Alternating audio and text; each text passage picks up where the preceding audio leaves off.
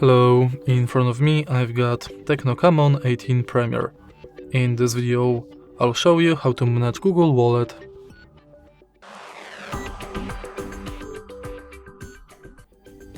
In the beginning, let's go to Wallet.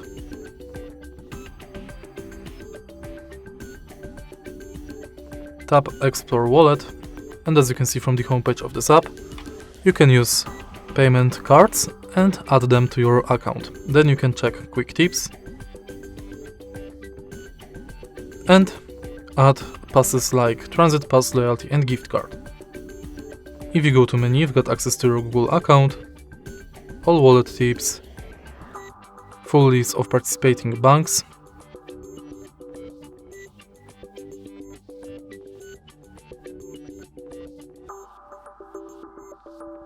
and password manager.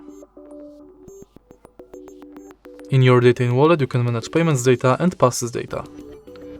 In wallet settings, you can manage payments profile, add passes from Gmail, enable or disable review purchases, updates about your passes and updates from wallet and Google Pay. In the end, you can go to help and feedback. And that's basically it.